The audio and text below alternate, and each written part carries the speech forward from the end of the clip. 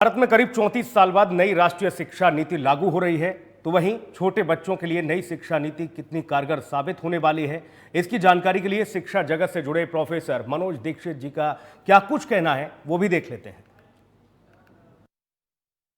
करीब 34 साल बाद भारत को नई शिक्षा नीति मिली है और इसकी चारों तरफ सराहना हो रही है।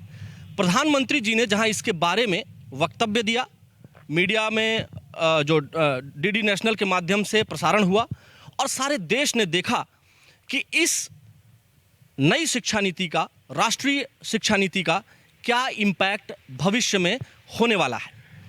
जब हमने इस संदर्भ में विद्वानों से बात की, प्रोफेसर से बात की, स्टूडेंट्स से बात की और बेसिक एजुकेशन से लेकर हायर एजुकेशन से जुड़े हुए लोगों तक से जब हमने बात की, तो सभी ने एक स्वर में कहा कि यह नई शिक्षा नीति भारत को भारतीय मूल्यों से जोड़ने वाली है और साथ ही साथ यह शिक्षा नीति बेसिकली जो है रिसर्च और इनोवेशन पर अपना ध्यान केंद्रित कर रही है।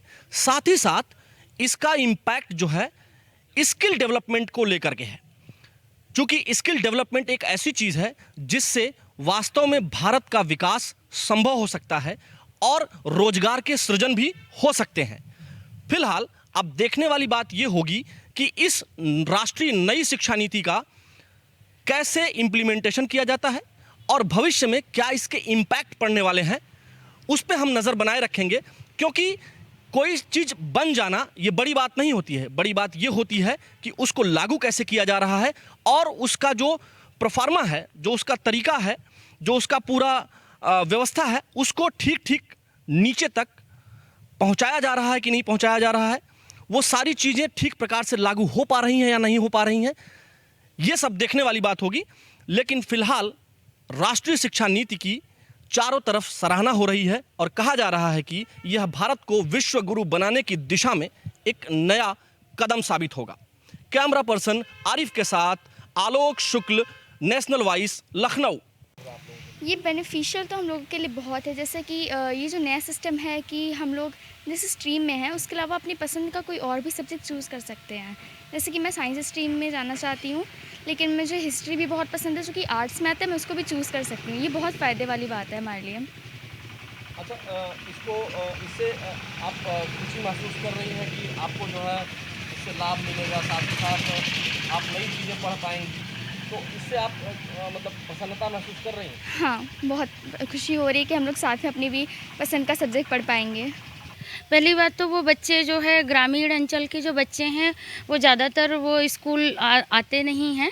इस वजह से उनकी जो है खेतों में मम्मी के संग उनके मजदूरी करने चले गए या पापा चले गए, तो वो इससे वो जुड़ जाएंगे और बेसिक उनको खेलना कूदना स्कूल में ही मिलेगा, तो उनको स्कूलिंग का बोझ नहीं पता चलेगा कि अचानक से मैं कक्षा 1 में आना है और पता चला हमें बोझ है और हम ABCD या क ख ग घ या जो भी सीख रहे हैं।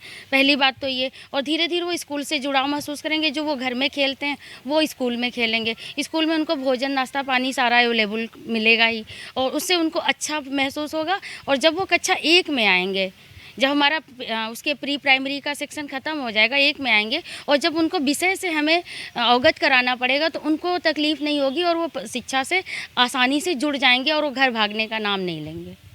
देखिए, रिसर्च और इनोवेशन के क्षेत्र में ये काम बहुत पहले हो जाना चाहिए था। जो इस शिक्षा नीति 30 साल बाद आई है, बहुत पहले हो जाना चाहिए था। और चूँकि ये जो संस्थान आप देख रहे हैं, गृह विकास अध्ययन संस्थान, ये संस्थान समाज विज्ञान क्षेत्र में यही काम ही करता है।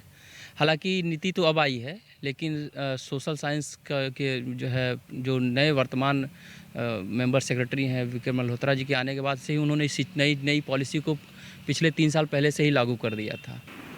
देश में नई शिक्षा नीति लागू हो चुकी है और इसके लिए प्रधानमंत्री जी ने कल बाकायदा भाषण भी दिया, लोगों को इससे अवगत भी कराया। इस पूरे मामले पर बातचीत करने के लिए हमारे साथ अवध विश्वविद्यालय के पूर्व कुलपति और वर्तमान आचार्य public administration professor Manoj Dixit ji हमारे साथ हैं। सर, आपका नेशनल वॉइस पे बहुत बहुत स्वागत है। सबसे पहले सर, हम ये जानना चाहेंगे कि ये जो नई शिक्षा नीति है, ये पुरानी शिक्षा नीति से कितनी भिन्न है, कितनी अलग है? वैसा ऐसा होता है कि ये जो नई राष्ट्रीय शिक्षा नीति के नाम से जो नीति 2020 में जारी हुई है, और जो पिछली शिक्षा नीति थी वो 80 के दशक में जारी हुई थी।